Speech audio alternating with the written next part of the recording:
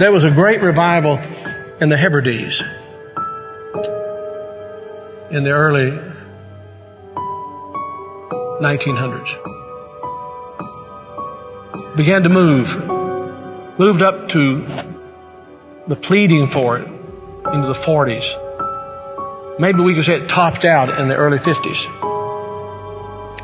Two old women. One was 84 years old and one was 82 years old. One was blind and one was humped over so badly with spinal stenosis, just arched over.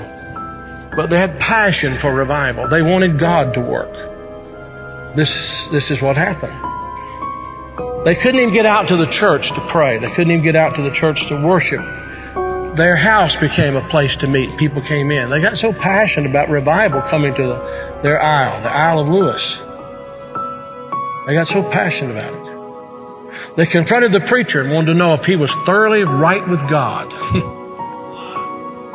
And they prayed and prayed and prayed. And they'd seen the Lord, they said, with the church filled up and God blessing, a great overflow.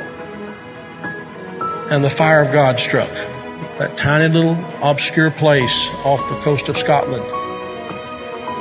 And when it happened, there was a young teenage boy that got saved in it. His name was Donald. And the preacher became so dependent upon Donald and so close to Donald, he would ask him to lead in public prayers and help him with the meetings, and he did. Oh, how God worked. People began to hear about it, and the revival fire spread.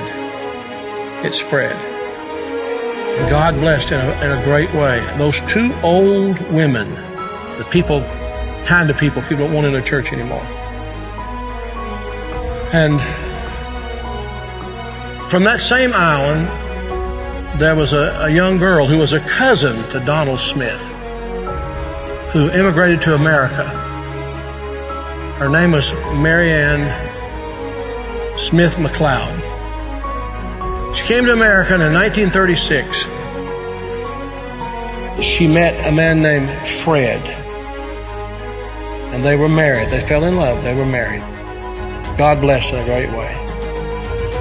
And those old women were her aunts.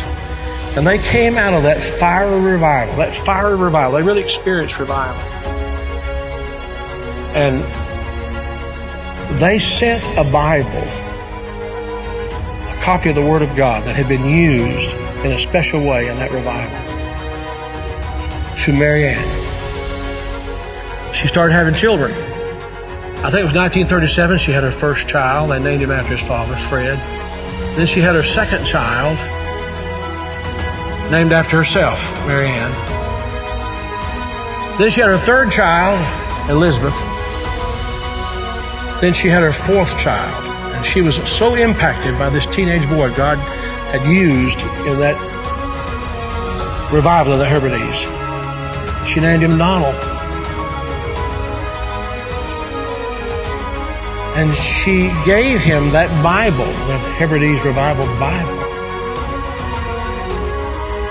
He was born in 1946. He's now the 45th President of the United States. And that Revival Bible is in the Oval Office. I'm saying to you, I don't know how, why, I don't know how it all comes together. But I believe God is putting some things together to give us just a window. If he could find some open people who know what the window's for. Can this be the time the window's open? Providentially, God has prepared the moment, and we will become the people of prayer, pleading with God. This is a plea. Will thou not revive us again? Will you be a part of that? Will you?